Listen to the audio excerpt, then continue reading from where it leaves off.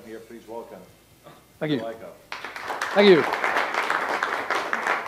Okay, a little protocol. I'd like everybody to pull out their cell phones, and I'm going to want you to text your name and email. Dial that, put that number in for your text, and put your name and email in there. And Accelerate Marketing, who's here today with Ryan, the president, who's videotaping this, you'll get some portions of this emailed to you. While you're doing that, one thing I forgot, Bill, is that we actually have the mayor of West Palm here, who I want to welcome.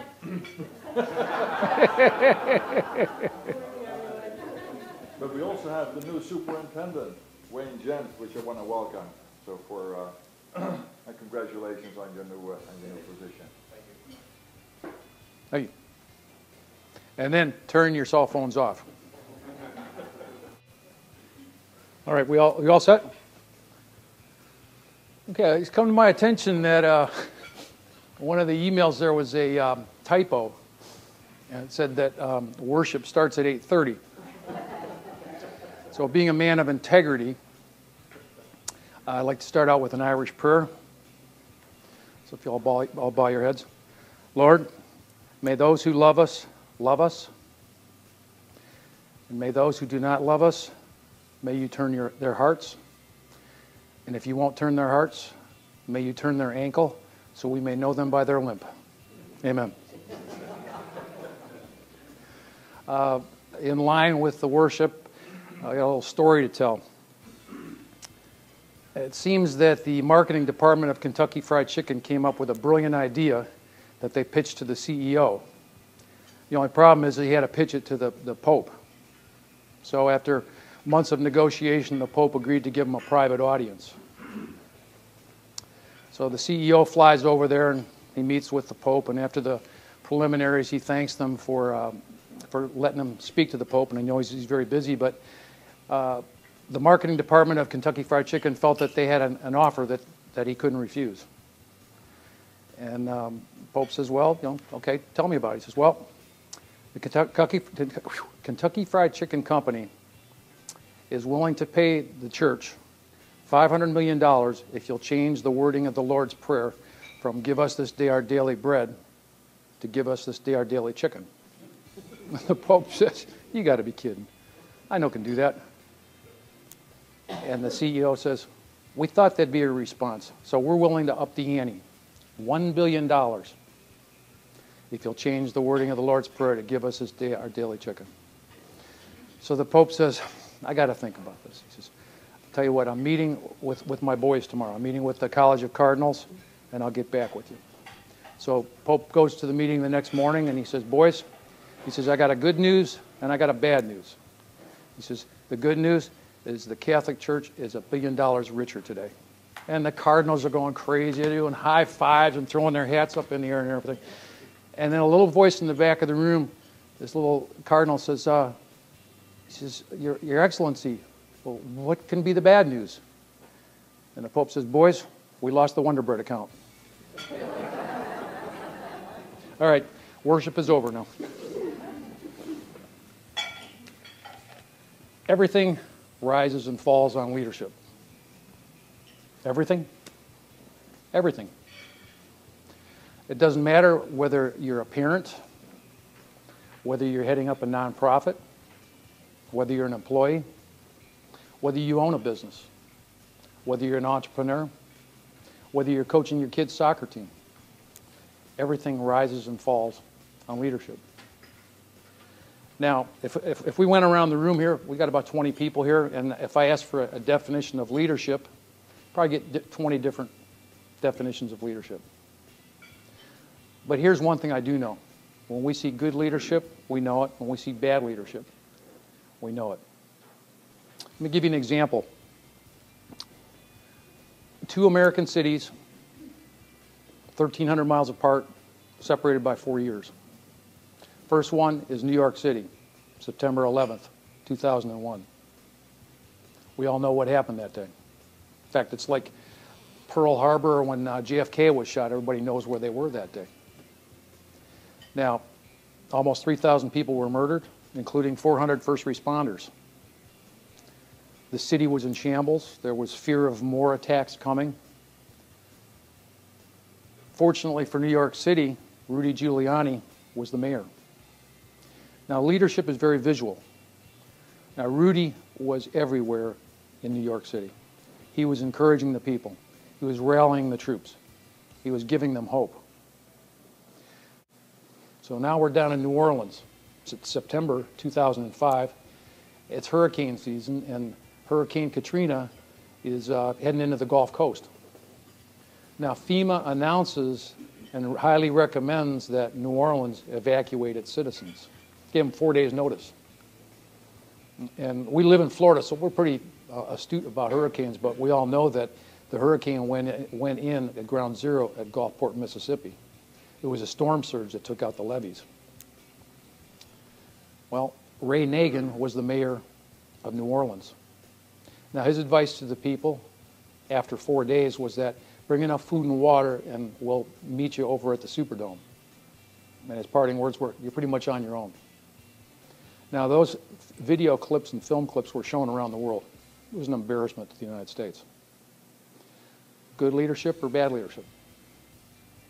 And some people would say, well, really, you're talking about two different things. You're talking about a natural disaster. How can you prevent a natural disaster? But I would argue that New York City was even worse. It was a surprise attack. A whole swath of lower Manhattan was wiped out. 3,000 people were killed, including those 400 first responders.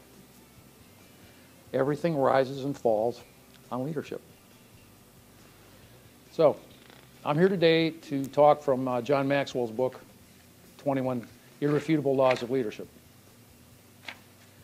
So, who's this John Maxwell dude? I mean, who made him the head cheese on leadership? Can I see a show of hands of people that have actually heard of John Maxwell? Okay. How many have actually read a book by John Maxwell? I knew this was a sharp group. Typically, when I'm speaking on leadership, about half the room has never heard of John Maxwell. Just to reinforce why John is so good, if you were to Google leadership guru, John Maxwell is going to come up number one. Now, that's before Stephen Covey, before Ken Blanchard, before Tony Robbins, before Zig Ziglar. He's written over 70 books on leadership. He sold 20 million copies. He has the most bookshelf space at Barnes & Noble of any business author. The book that we're talking about today, the 21 Irrefutable Laws of Leadership, is taught at West Point. John's spoken to the United Nations on leadership. So he does come with some street cred.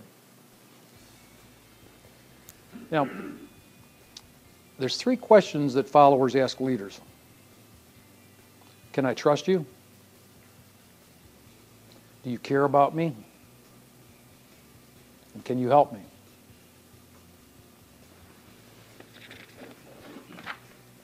So everybody should have a handout there. On page 1 are the 21 laws of leadership. So I'm just going to blast through these here. The law of the lid, number 1. Leadership ability determines a person's level of effectiveness. Law number 2, the law of influence. The true measure of leadership is influence, nothing more, nothing less. Number 3 is the law of process. Leadership develops daily, not in a day. Number 4, law of navigation. Anyone can steer a ship, but it takes a leader to chart the course. Number 5 is the law of addition. Leaders add value by serving others. Law number 6 is the law of solid ground. Trust is the foundation of leadership. Number 7 is the law of respect. People naturally follow leaders stronger than themselves. Number 8 is the law of intuition. Leaders evaluate everything with a leadership bias. Number 9, the law of magnetism. Who you are is who you attract. Number 10 is the law of connection, one of my favorites.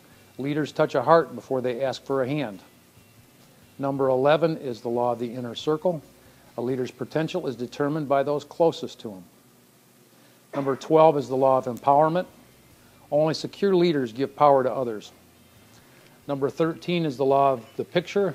People do what people see. Number 14, the law of the buy-in. People buy into the leader, then the vision. Number 15, the law of victory. Leaders find a way for the team to win. Number 16, law of the big Mo. Momentum is the leader's best friend. Number 17, law of priorities. Leaders understand that activity is not necessarily accomplishment. Number 18 is the law of sacrifice. A leader must give up to go up. Number 19 is the law of timing. When to lead is as important as what to do and where to go. Number 20 is the law of explosive growth. To add growth, lead followers. To multiply, lead leaders. And lastly, the 21st law is the law of legacy. A leader's lasting value is measured by succession. I'd like to thank you for your time today. All right, now, so I want you to take out your pencils, and these are the laws I'm going to cover. I'm going to try and cover today. Number 1, I'm going to cover the law of the lid. Number 2, the law of influence. Number 3, the law of process. Number 5, the law of addition. Number 6, the law of solid ground. Number 9, the law of magnetism. And number 10, the law of connection. So I'm going to try and cover those today. It's impossible to give justice to any of these laws in just the short amount of time, but I want to give you an overview because I want to talk to you today, before we start, with something that I'm just starting to become involved with. And before we do that, I just want to talk about these laws. If you go to page 2B, 21 laws criteria. Now, for something to be a law, John had certain criteria. So the first one is these laws are not based on age, gender, or culture. So filling in the blanks, it's age, gender, and culture. Now, these are not leadership practices. A leadership practice is something that it works sometimes and sometimes it doesn't. If you go back through history, you'll see these laws existed. John didn't discover these laws. These laws have always been present. And some of these laws you're probably practicing already. They're almost like cliches. So it doesn't matter how old you are. It doesn't matter what gender you are. It doesn't matter what culture you're in. These are laws. The second one is relate and apply to all communities.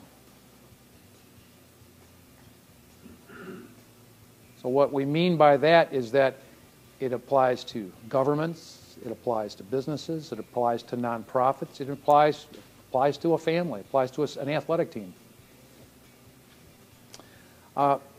Because of John's influence, he gets around a lot of other leaders. And when he was massaging these ideas for these 21 laws, he ran them past other leaders. And he'd pretty much ask them, what do you think of this? Do you think this is a law? Do you think there's some validity to it? And some of these ideas that he had were rejected, and others they embraced. So there's pretty much a consensus that these are laws. And the last thing, like I alluded to already, they stand the test of time. You can go back throughout history, and you can find violations. You can even go back to biblical times. You can find violations of these laws or success in a culture because these laws were honored. So here's the observations about the 21 laws. These laws can be learned. These laws stand alone. You don't have to learn one to learn the next one. These laws have consequences. I want to take a little time on this one here. One of the laws that we're going to be talking about today is the law of solid ground. Now, there's natural laws like the law of gravity. You don't have to agree with the law of gravity, but there's consequences if you ignore that law of gravity. So if you go up to the top of this building here and take a step out, you're going to find out that there's consequences to the law of gravity. Now, I guess you could say, well, can't we cut him a break? He didn't really know about that law of gravity. There's just consequences. So if we look at the law of solid ground, this is the second edition of the book. Now this book came out after Enron, came out after Anthony Weiner, it came out after the Joe Paterno scandal. There's consequences to these laws. Now, there are supporters for Paterno and Anthony Weiner, and Edwards was another one. That there are supporters that would say, well, you know, what he does in his private life, yeah, cut him some slack here. It shouldn't affect his ability to lead. Well, that's just an opinion. All of them suffered the consequences of that law. So that's very important that you realize this, that if you ignore this law, you ignore it at your own risk. And you can look at an organization that's successful and an organization that's struggling, and once I expose you to these laws, you'll start looking at things differently through a different filter. And the last thing is that these laws are foundational to leadership.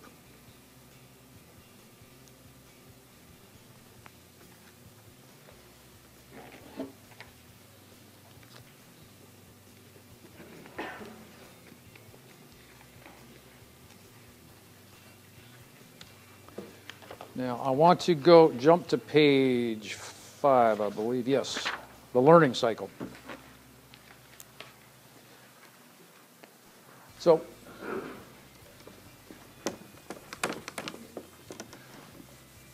with the, this is something I found fascinating just recently, that all learning starts at the subconscious level. So if you look at that circle there, it's divided into quadrants, and the first one is unconscious incompetence. This is where you start. What that pretty much means is that you don't know what you don't know. So you can write that on the next page, page 6. I've got those listed in order there, so if you want to take notes about this. So unconscious incompetence is you don't know what you don't know. So you see an arrow going down to the next cycle. So this is the learning cycle.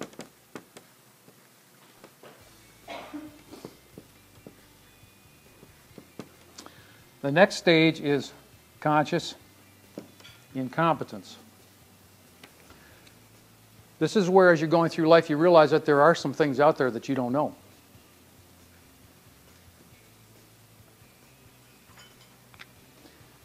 And from there, if the pain is bad enough, if the want is big enough, you're going to want to start learning something. So you move into the realm of conscious competence. And the last thing is you want to end up being unconsciously competent. So we've all experienced unconscious competence in our life. Unfortunately, for myself, I'm good at Angry Birds on my smartphone. My grandson is really good for Men of Honor, or with the G-Bot, the Xbox. He's consciously or unconsciously competent in those areas. And we've all seen this in our life when we watch an athletic event. You watch a pro athlete. You go to a concert or a symphony, and you hear somebody or witness a musical performance, and it's like, whoa. And they make it look so easy. When the reporter says, how'd you do that? And the guy goes, do what? I just do it. So, an example from my own life. Now, my filter through life is dentistry. That's kind of my background. So, when I went to the University of Michigan, they turned us loose on patients pretty early in the game. Now, did you ever think that certain teeth are easier to work on than others? All right, give me a shout out here. What do you think the easiest tooth in the mouth is to work on? Pardon? Front, okay. And front and bottom teeth. I love front and bottom teeth. The reason I like it is I can see it. Now, that's what they turn you loose on, for starters. But at some point in your dental education, you get the dreaded upper back tooth. Now, You know that drill that we use? You know, the kid that we tell the kids it's Whistling Charlie, but I remember going to see Marathon Man. I don't know if I'm dating myself, but that's when Sir Laurence Olivier was a Nazi doctor, and he was torturing Dustin Hoffman to get the information out of him, and he was drilling into his front tooth. And I was sitting in the back of the show, and he started up that drill, and the whole audience, their shoulders all went like that. And I'm sitting there thinking, oh, great, this is going to set dentistry back a long time. So that drill goes 400,000 RPM. I didn't misspeak myself. That's 400,000 RPM. So I get this upper back tooth. I can't see this thing. So I got the chair tipped back like this, patient standing on their head, and I'm looking in here like this. And I go back and I adjust the light some more, tip the chair back some more, and I'm looking in like this, and bam! Somebody smacks me on the back of the head. And I'm going, what the? And I turn around, and there's the instructor, and he's laughing. And he says, how long are you planning on practicing? I said, what do you mean? He says, well, the way you're going, you're going to last about 5 years before your back gives out. He says, use the mirror. Okay, so I've gone now from unconsciously incompetent to consciously incompetent because he told me to use the mirror. Now, I was using the mirror because I was full of cheek back. Look in there. He said, no, look in the mirror.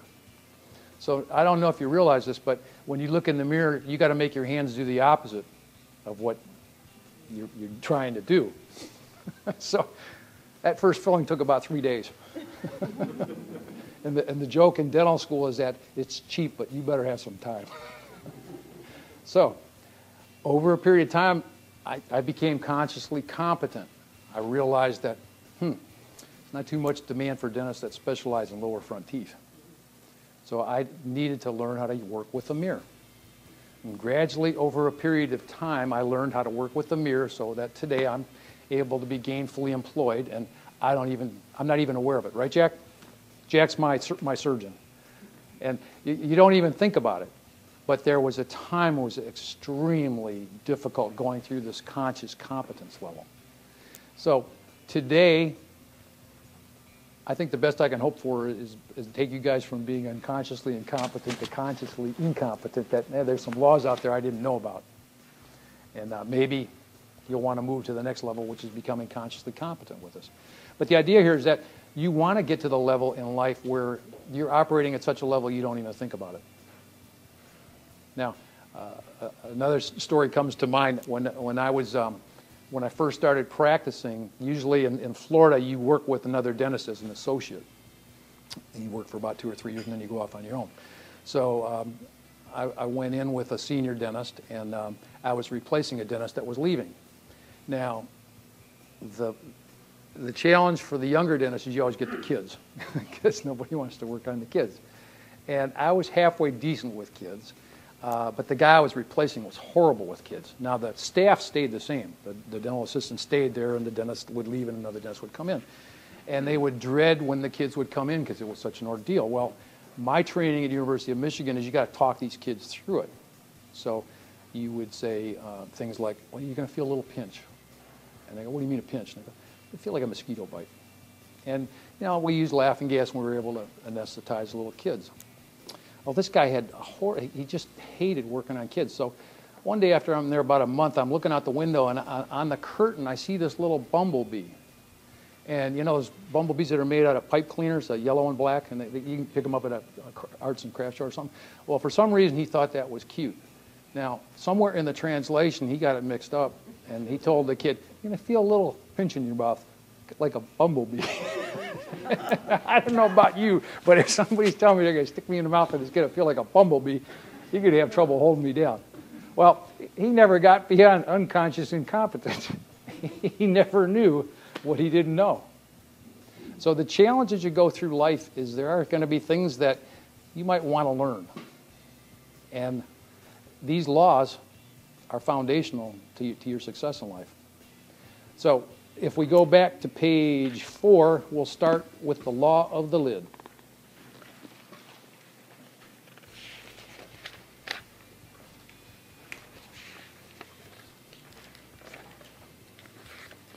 Now, this is what the law of the lid says. Leadership ability determines a person's level of effectiveness. Now, this is what it looks like visually. If this is your ability to lead, your business, your personal growth, your ability to lead people is never going to get beyond your lid. So if your leadership lid is a 4, it's impossible for you to go to a 5 or a 6 with your business because you're constantly going to be bumping into this lid. Now, the example that John uses in his book is the McDonald brothers. Everybody's heard of the McDonald brothers from Mickey D fame. Most people have heard a little bit about their background, but they were 2 brothers from the Northeast that moved out to California to seek their fame and fortune. They tried to open up, they were in Glendale, California. They tried to open up a movie theater and could never make a go of it.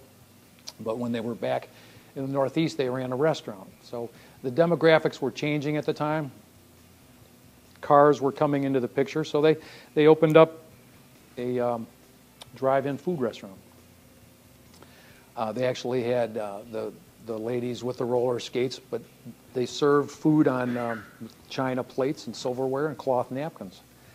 What they started to do was to change from a drive-in restaurant to a fast food restaurant and to cut their menu down to hamburgers, French fries, milkshakes, and Cokes.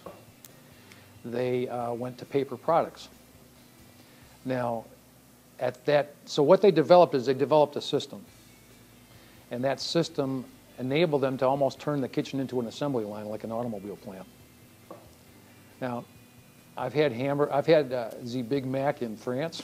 I've had it in Italy. I've had it down in Brazil. It's amazing. It tastes the same wherever you go.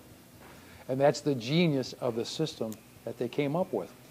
Now, they were looking to expand their business, and they went to a second restaurant, but what they thought they could do is we could open more restaurants as a franchise and sell them the system, and we can make more money without having to incur more cost. So franchising wasn't a new idea. They did that for about, so they started in 1938. By mid-1940s, they're splitting $50,000 apiece with their restaurants. Now that's a lot of money in those days. And people started writing in from all over the country because they heard about this. They got like 30 letters a month asking for advice and help on how to run a restaurant. So that gave them the idea, well, maybe there's an interest in franchising. Well, they sold 10 franchises, and none of them ever did anything. In fact, one guy in Arizona wanted to know if he could call it McDonald's. And they said, why would you want to call it McDonald's? Nobody knows us in Arizona. So simultaneously with this, Ray Kroc had a milkshake company, and his biggest customer were the McDonald brothers. And he'd sit in the restaurant, and he'd just marvel at the traffic that came through there. And he had a vision that he could take this system, and in every major market in the country, he could introduce this. So he partnered with the McDonald brothers. And after 2 years of him working with them, now he's in his mid-50s when he starts this, but after a couple of years, they're up to 100 franchises. By 1962, he buys out the McDonald brothers for $2.5 million. Now that's a home run in American business to start fast food restaurants. And they went from 50,000 to 100,000 to 300,000. They were the kings they were out in San Bernardino, California, and they were part of the wealthy elite in California. So Ray Kroc buys them out. Now you know the rest of the story. But in the process of him buying out, he tapped into his life insurance. He tapped into his life savings. He tapped into his pension plan. Quit his country club. The reason he did that is because he started hiring people. He knew that if he wanted to take this business to the next level, he'd have to do something different, and he'd have to bring people with expertise.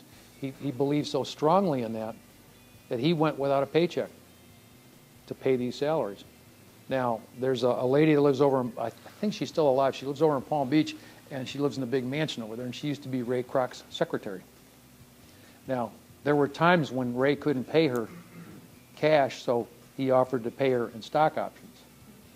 Now, I don't know about you, but this woman had some vision, because if I'm working for some guy and he can't make payroll, and now he's going to give me stock in a company that he can't make payroll in, I'm out of here.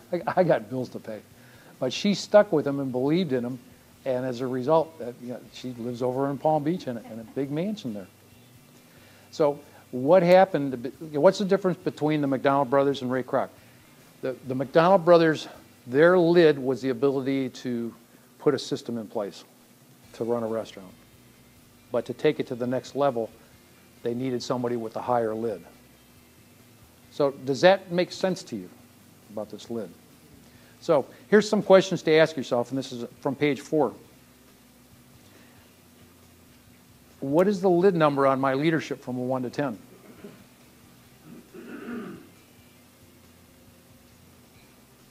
How do you figure that out? Well, number 2. Would those around me agree with my assessment?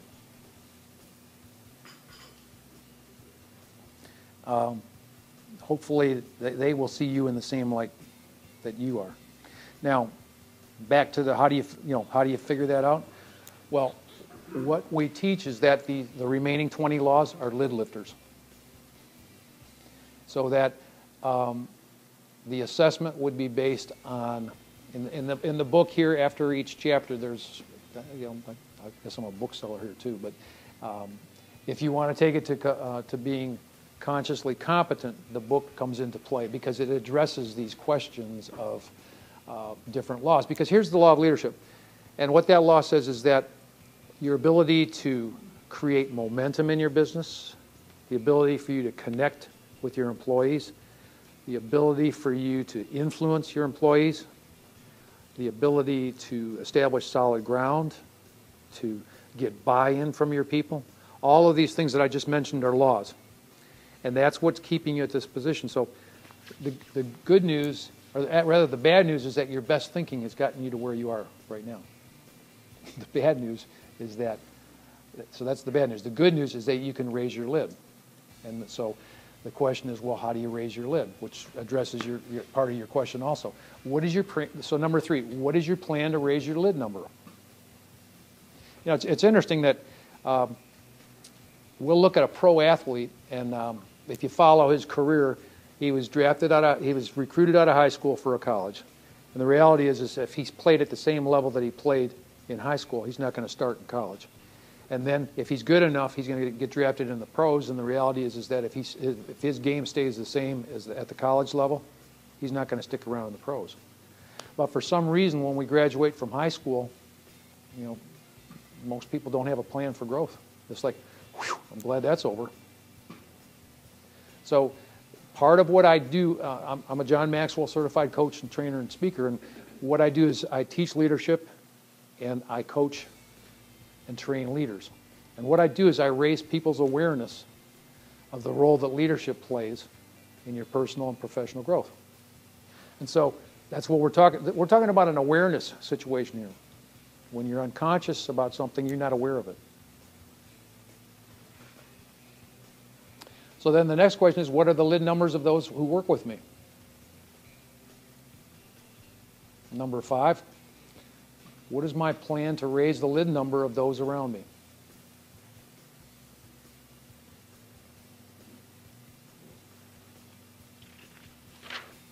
So we went through the learning cycle.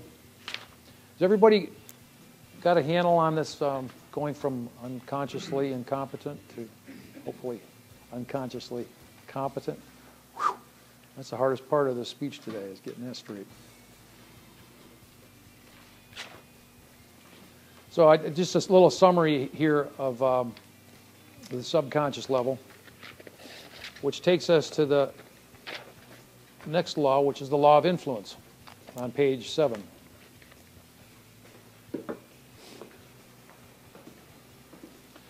The law of influence says the true measure of leadership is influence, nothing more, nothing less.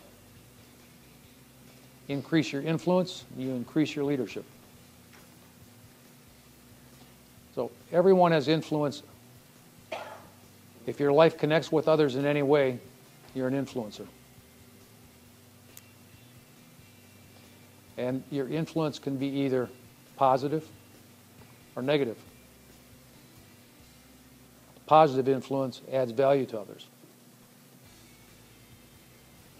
So if you walk into a room or an office where you work, if the people clear out, it might be an indication you got a problem with negative influence. People gravitate towards encouragers. They gravitate towards people that make them feel good about themselves. And remember those 3 questions again that followers ask leaders. Can you trust me? Or can I trust you? Do you care about me? And can you help me? So I've capitalized this next part here. If your desire is to be successful or make a positive impact on your world, you need to become a person of influence.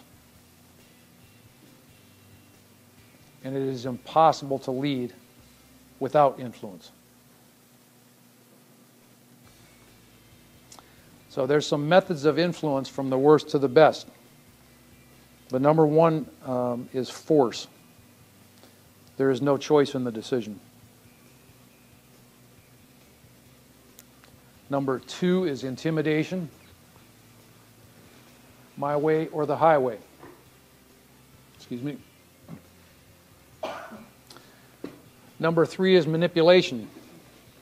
There's a winner and a loser. Number 4 is positional. We follow because we have to.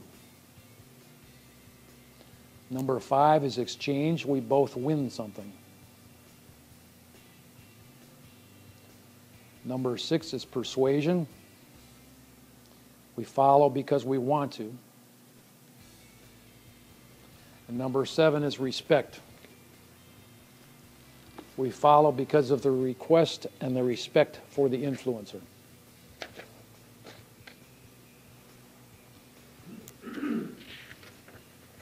I think we've all had experience with some of these methods of influencing.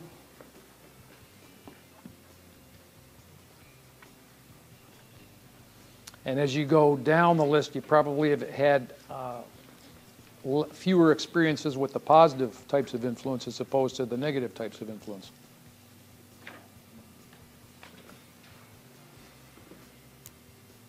I was talking with somebody yesterday, and she works in a plastic surgeon's office, and she's very frustrated because she's learning these laws, but they have a manager in the office. And she's sort of like the complaint department. Somebody was complaining to the manager about somebody, and the office manager says, I don't pay him to think. Think about that one. All right. In the next page, we've got an acronym going vertically down the page, which is influence, and each letter stands for something. These are how you can influence people. I stands for integrity with people. Integrity.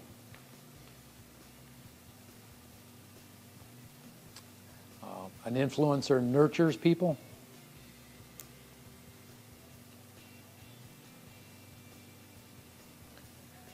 An influencer has faith in people.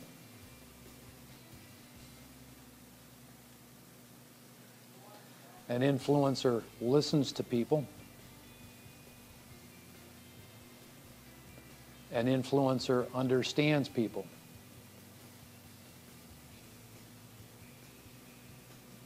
An influencer enlarges people.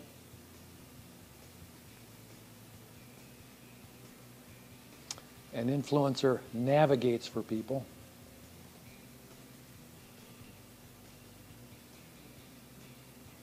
An influencer connects with people.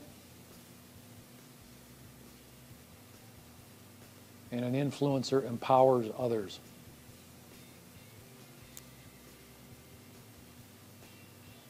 So there's 4 laws right there in that list of initials.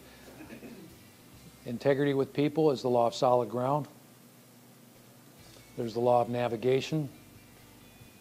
There's the law of connection. And the law of empowerment.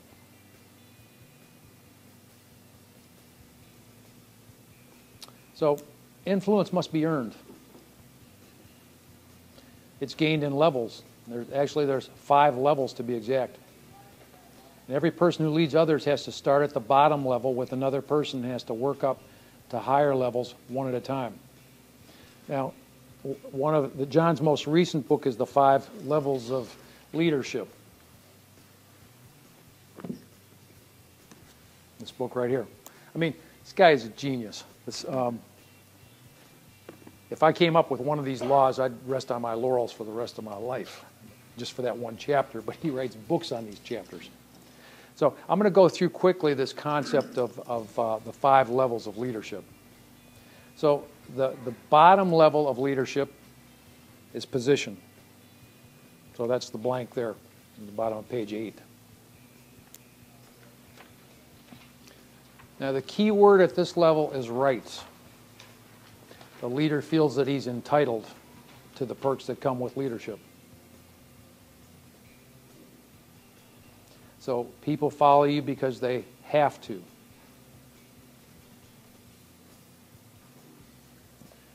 Now at this level, it's a wonderful place to start, but it's not a wonderful place to stay.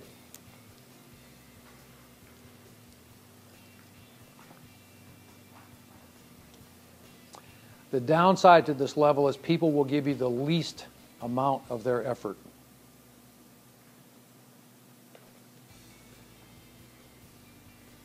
And here's the job of a leader. You know, how do we figure out how to get people to go beyond the contractual minimum of their job?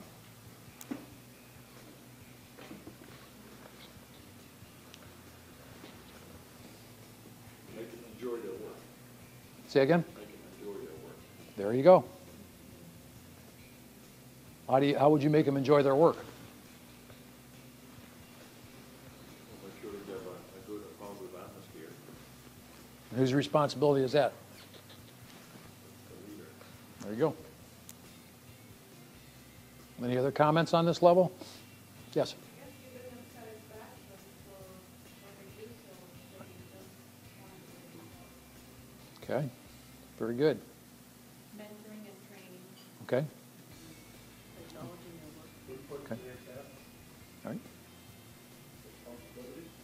Right. Okay. So you can see that intuitively you're doing some of this stuff already. Now, the next level is permission.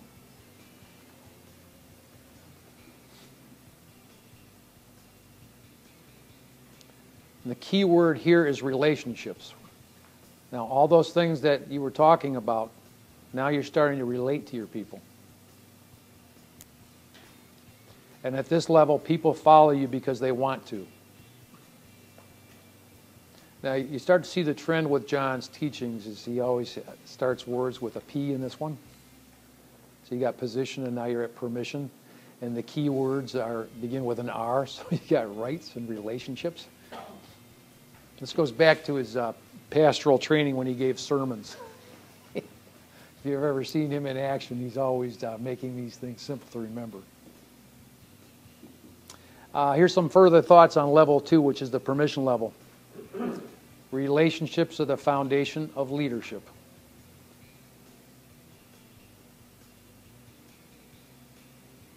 When you stop loving your people, you'll start manipulating your people.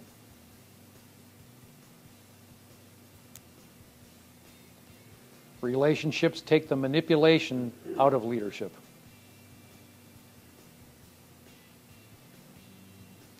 And level 2 says, I lead people because I value people.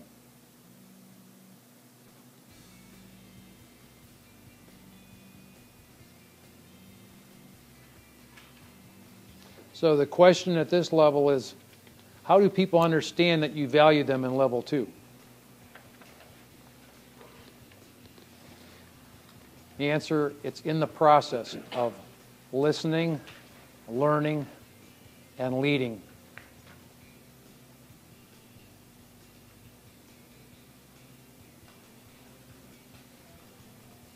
You have to understand your people before you can lead them.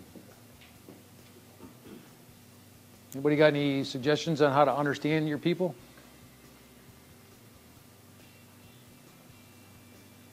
What is the question on the word permission? Because where does that come in? That means that they give you permission to lead or how? They follow you because they want to. That's a different dynamic than I have to. Well, help me out here, I'm dying. Huh? How would you get people, how would you learn to understand your people? Exactly.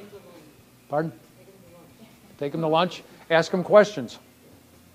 Now, what I've had, this goes back to the law of connection. You know, people have to buy into, the leader has to extend their heart before they'll lend a hand. And the idea being here is that, here's my challenge in dentistry. Somebody comes into my office, and this is what I do for a living. I got to talk people into doing something that they don't want to do, that's going to hurt, and it's going to cost money. Other than that, what's the problem? Well, I learned early on in the game that I'd better figure out a way how to relate to these people. And what I do is I schedule half an hour for a new patient just to get to know them, not to do an exam or anything. And I learned long ago, if you must speak, ask a question. And so the question that I ask, there's 4 questions or 4 categories of questions that I have. And to this day, when I go in, I'm always asking, I'm always talking to myself before I go in. And some of you salespeople are familiar with this term, form. I form my patient. So first question I ask them is about their family.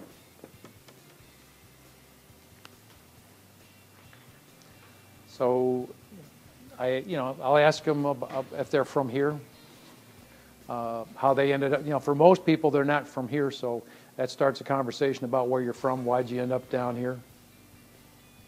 Part of my questionnaire asks if they're married, asks if they have any kids or grandkids. What I'm trying to do is I'm looking for rapport. I'm trying to find common ground with these patients. Where'd you go to school? The next thing I ask is recreation. What do you do for fun? Because this is where you find out their values. Because nobody's telling them what to do at this level right here. They get to choose whatever they want. You start finding that somebody coaches their kids' soccer team. They like to go boating, but they like to go boating as a family. And the last thing is the message.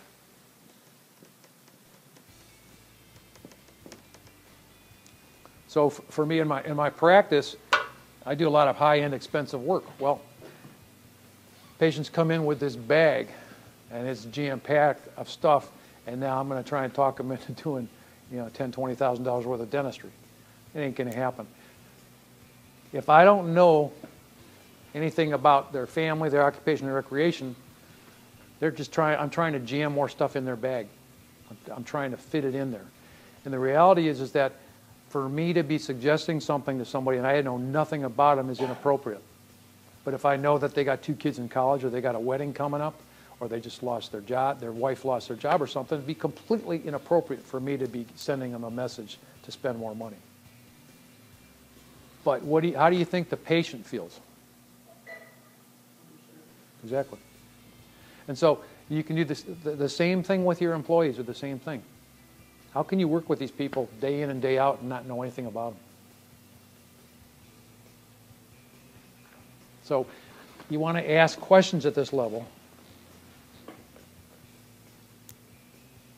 So when you see more than others see, and you see before others see, you have a decision to make.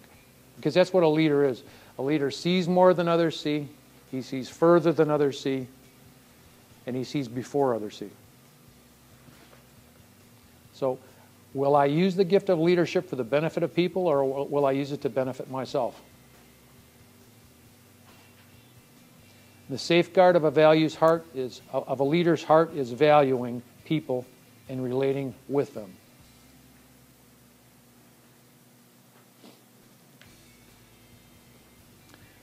The DNA of leadership allows you to get the head start. And you get the head start not to beat other people, but to help other people. Now we're coming up on an hour here. Are we doing okay so far? Let me try and finish this one. We'll take a little break then, okay? So level 3 is another P, production. And the key word is another R, results. At this level, people follow you because what you've done for the organization.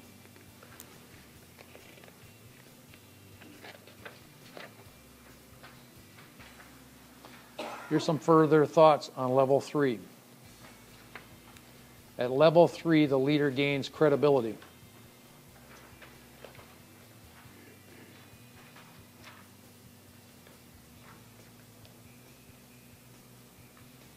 People do not need to hear from the leader. They need to see from the leader.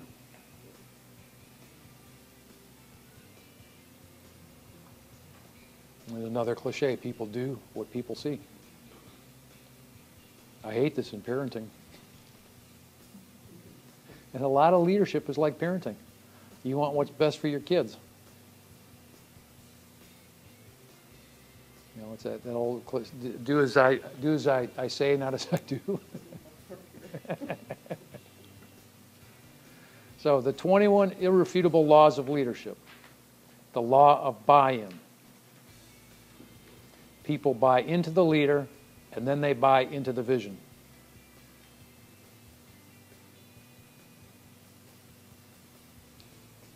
Transformational leadership comes not from changing the people you lead, but instead comes from changing yourself first.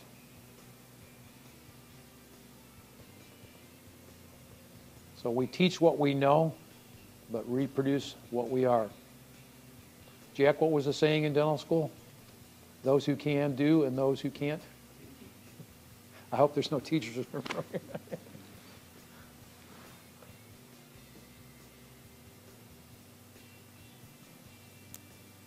This is an issue of competence.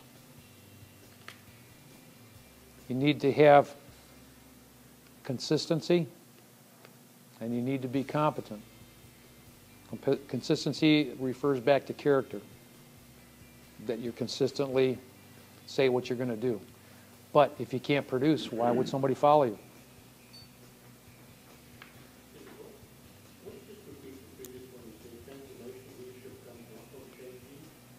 The people you lead, but comes from changing yourself first.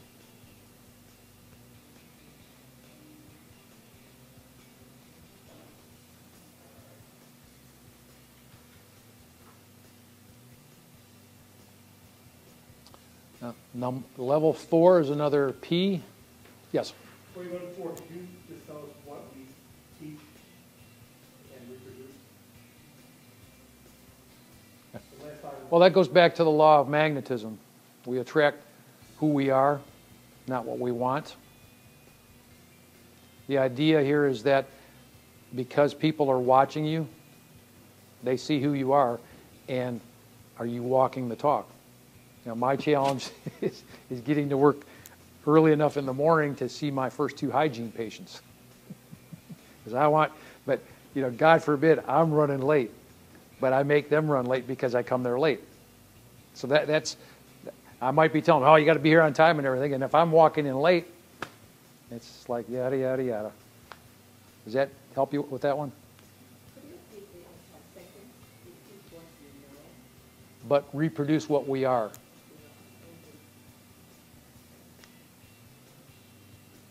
Does that make sense now?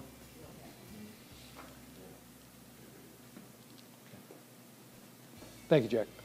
With a slow table, so we get it, you could move on. Okay. All right. Well, I'm going to put you in charge of that table then, okay? So level 4 is another P, people development.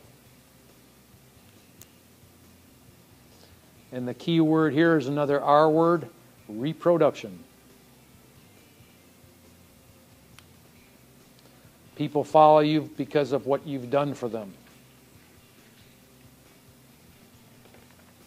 Here's further thoughts on level 4.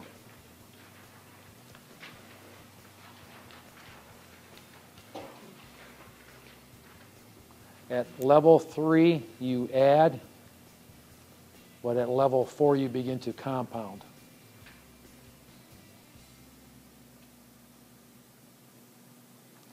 Level 4 is all about recruiting, equipping, and positioning.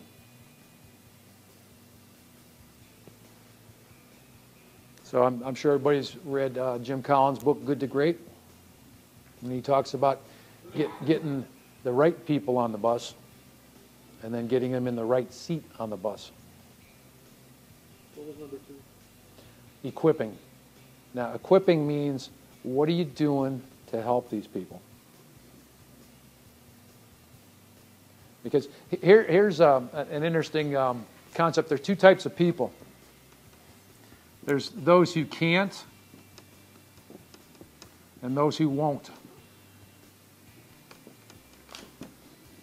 So if you're having issues with an employee, first question you ask is this a can't issue? Is that they're just incapable? Are you putting them in a position that doesn't play to their strengths? Or you haven't equipped them enough to expect them to do something? So you can deal with that. The more important issue is the won't issue, which is an attitude issue. It's a lot harder to change somebody's won't.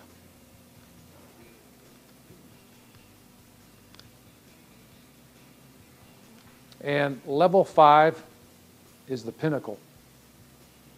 That's another P. So that would be the top of the food chain as far as levels of leadership. And very few people reach this level. Key word here is an R word, which is respect. People follow you because you've done it so well, with so many, and for so long. So repeating that again. People follow you because you've done it so well, with so many, for so long.